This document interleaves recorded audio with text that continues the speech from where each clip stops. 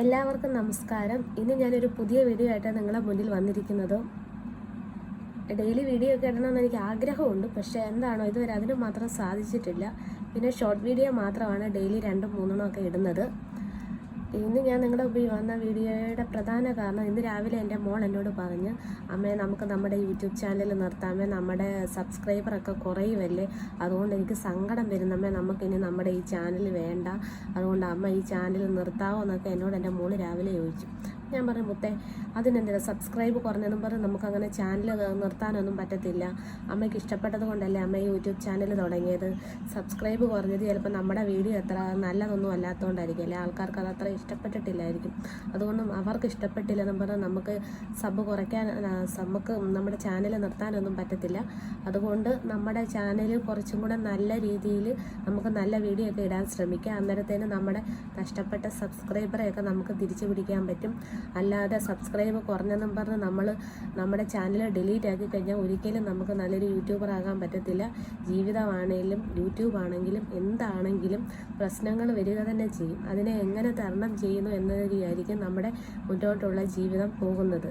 അതുപോലെ നമ്മളിപ്പം ഒരു സബ്സ്ക്രൈബ് കുറഞ്ഞെന്നും പറഞ്ഞ് നമ്മുടെ ചാനൽ നിർത്തിക്കഴിഞ്ഞാൽ നമ്മൾ വേറെ പുതിയൊരു ചാനൽ തുടങ്ങിയാലും അതും ചിലപ്പോൾ ഇതുപോലെ ആയിരിക്കും. അങ്ങനെ നമ്മൾ സബ്സ്ക്രൈബ് കുറഞ്ഞു എന്നും പറഞ്ഞ് എപ്പോഴും ചാനൽ ഡിലീറ്റ് ആക്കാൻ പോയി കഴിഞ്ഞാൽ പിന്നെ ഒരിക്കലും നമുക്കൊരു യൂട്യൂബ് ചാനൽ തുടങ്ങാൻ പറ്റത്തില്ല.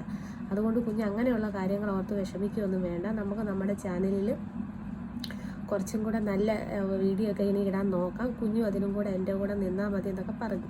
അപ്പോൾ അവൾ പറഞ്ഞ്, അങ്ങനെയൊക്കെ വന്നാൽ നമുക്ക് വീണ്ടും ആ നഷ്ടപ്പെട്ട സബ്സ്ക്രൈബറെയൊക്കെ കിട്ടുമെന്ന് ചോദിച്ചു. ഞാൻ പറഞ്ഞു, അതൊന്നും എനിക്കറിയത്തില്ല, അവർക്ക് ഇഷ്ടപ്പെട്ട അവർ ചിലപ്പോൾ നമ്മളെ വീണ്ടും സബ്സ്ക്രൈബ് ചെയ്യുമായിരിക്കും എന്തു പറഞ്ഞു. അപ്പോൾ കുറച്ച് സമാധാനമൊക്കെ ആയി. ഞാനിപ്പോൾ ഇങ്ങനെ പറയാൻ കാരണം എന്താണെന്ന് വെച്ചാൽ, എനിക്കൊരു 2 മാസത്തിന് മുമ്പ് എൻ്റെ ചാനലിലാകെ 1500 സബ്സ്ക്രൈബറേ ഉള്ളായിരുന്നു. അന്നേരമാണ് ഞാൻ ആ മോട്ടിവേഷൻ വീഡിയോ ചുമ്മാ ഒരു രസത്തിനിട്ടതാണ്. അതെന്തായാലും എൻ്റെ ചാനലിൽ ക്ലിക്ക് ആവുകയും ചെയ്ത്. ആ മോട്ടിവേഷൻ വീഡിയോ ഒക്കെ ഇട്ടതും മറ്റുള്ളവരെ ഇട്ടു, കൂടെ എൻ്റെ മോട്ടിവേഷൻ വീഡിയോ ഇട്ട് അതെല്ലാം കൂടെ ക്ലിക്കായാണ് എനിക്ക് 2 മാസം കൊണ്ടാണ് 40,000 സബ്സ്ക്രൈബറെ കിട്ടിയത്.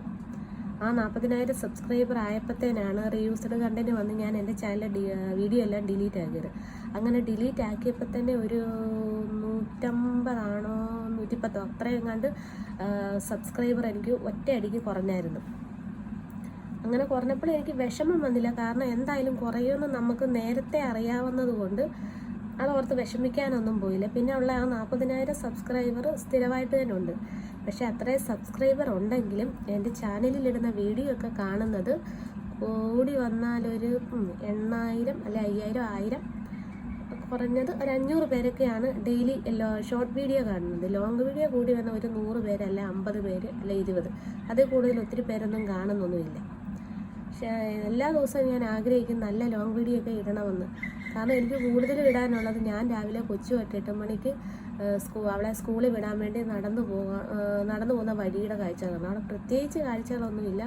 ഒരു 1.5 കിലോമീറ്റർ നടന്നാലായിരിക്കും വീട്ടിൽ നിന്ന് രാവിലെ റോഡ് വരെ നടക്കണം. ആ നടക്കുന്ന വഴി ഞങ്ങൾക്ക് കൂടുതലും കാണാനുള്ളത് തോടും കണ്ടവും ഒക്കെ ഉള്ളൂ. അപ്പോൾ അവിടെ കാണുന്ന വീഡിയോ മാത്രമായിരിക്കും എപ്പോഴും നിങ്ങളെ കാണുന്നത്.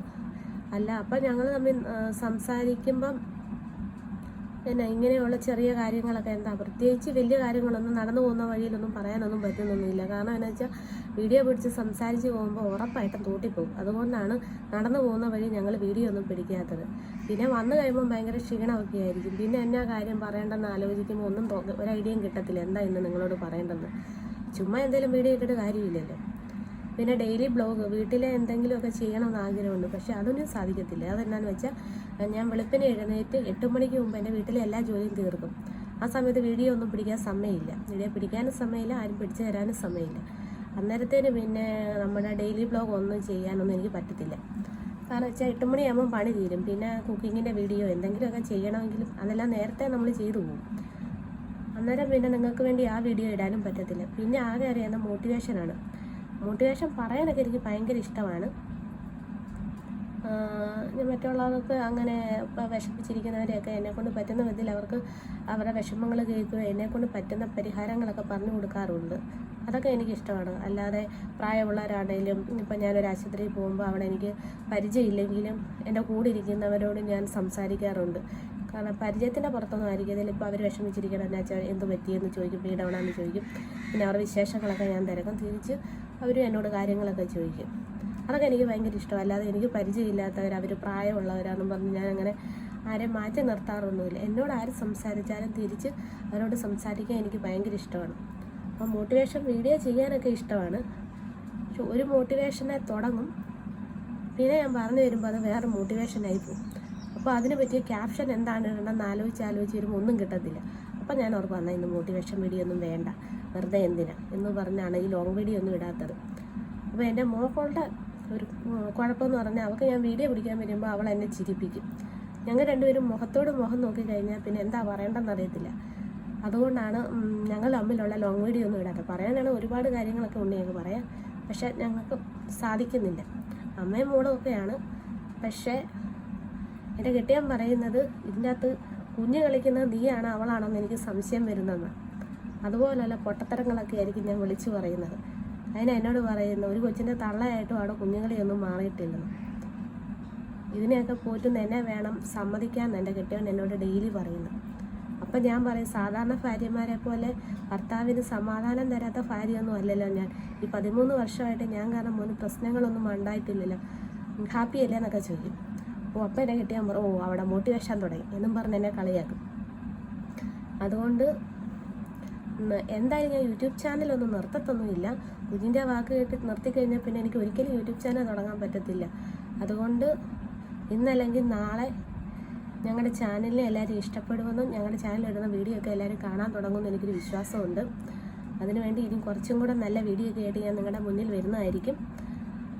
ഇന്ന് എൻ്റെ മോളങ്ങനെ എൻ്റെ യൂട്യൂബ് ചാനൽ നിർത്തണമെന്ന് പറഞ്ഞുകൊണ്ട് ആ ഒരു വീഡിയോ ആയിട്ട് നിങ്ങളുടെ മുന്നിൽ വന്നതേ ഉള്ളൂ, അല്ലാതെ വേറൊന്നും കൊണ്ടല്ല. അതുകൊണ്ട് എല്ലാവരും എന്നെ സപ്പോർട്ട് ചെയ്യണം. ഞാൻ നല്ല വീഡിയോ ആയിട്ട് ഇനി നിങ്ങളുടെ മുന്നിൽ വരുന്നതായിരിക്കും.